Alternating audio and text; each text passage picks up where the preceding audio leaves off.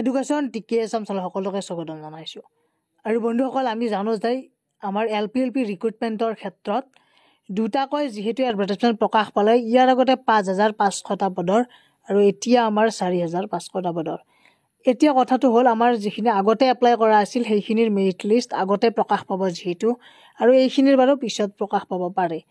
এতিয়া কথাটো হ'ল, আমাৰ যিহেতু দুটা এডভাৰটাইজমেণ্ট বেলেগ বেলেগ সময়ত ওলালে, কিন্তু আমাৰ কেটেগৰী ছেম যিহেতু LP আৰু UPতে, গতিকে আমাৰ এতিয়া এটা সমস্যা আছে ইয়াতে, অভাৰলেপিং হ'ব। কাৰণ যদি তাৰমানে এটা টাইমত ৰিক্ৰুটমেণ্ট যদি নিযুক্তি নিদিয়ে দুইটা এডভাৰটাইজমেণ্টৰ, তেনেহ'লে বহুত বেছি মানে অভাৰলেপিং হোৱাৰ চান্স থাকিব।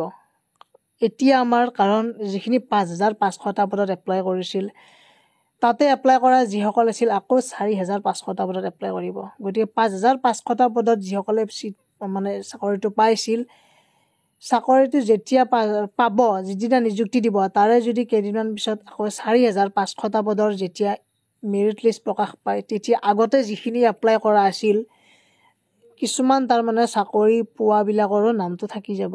সেইকাৰণে অকণমান বিশেষ অসুবিধা হ'ব।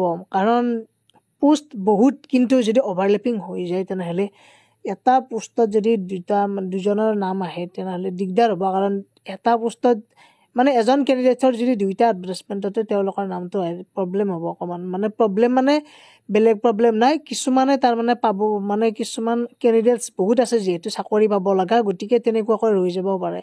সেইকাৰণে এই দুইটা যি এডভাৰটাইজমেণ্ট 5,500 আৰু 4,500 LP আৰু UPৰ এই দুইটা ৰিক্ৰুটমেণ্ট মানে এটা টাইমত মেৰিট লিষ্টখন ওলালে ভাল হ'ল। কিন্তু এতিয়া বেলেগ বেলেগ এডভাৰটাইজমেণ্ট যিহেতু বেলেগ বেলেগকৈ মেৰিট লিষ্ট প্ৰকাশ পাব।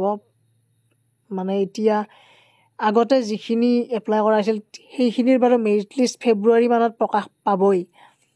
বাকী 4,500 পদত এপ্লাই কৰা যিখিনি এপ্লাই কৰিব এতিয়ালৈকেতো হোৱাই নাই, গতিকে তেওঁলোকৰ লেট হ'ব। গতিকে এইটো অকণমান বহুত বেছি মানে প্ৰভাৱ পৰিব। গতিকে মোৰ হিচাপত দুইটা এডভাৰটাইজমেণ্ট লগাই মানে প্ৰায় 10,000 পোষ্টৰ একেলগে মেৰিট লিষ্ট ওলালে বেছি ফলপ্ৰসূ হ'লহেঁতেন। আৰু 4,500টা পদত যিসকলে তাৰমানে এতিয়া এপ্লাই কৰিব আৰু যিখিনি আগতে এপ্লাই কৰা আছিল, তেওঁলোকৰ বাৰু এটা মেৰিট লিষ্টত 5,500টা পদত সিমানেই কেণ্ডিডেটছ সোমাই যাব। গতিকে তাতকৈ বেছিকৈ নাযায়। গতিকে যিখিনি কেণ্ডিডেটছ ৰৈ যাব, সেইখিনি যদি 4,500টা পদত যদি তেওঁলোকে এপ্লাই কৰিব পাৰিলে হয়, তেতিয়া অভাৰলেপিং নহ'ল। এতিয়া তাৰমানে গোটেইখিনিয়ে সকলোৱে এপ্লাই কৰা যাব।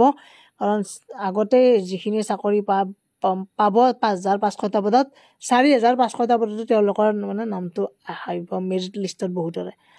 গতিকে অভাৰলেপিং হ'ব। গতিকে চৰকাৰে ইয়াৰ ওপৰত অকণমান লক্ষ্য মানে দৃষ্টিগোচৰ হ'ব লাগিব এইটোৰ ক্ষেত্ৰত।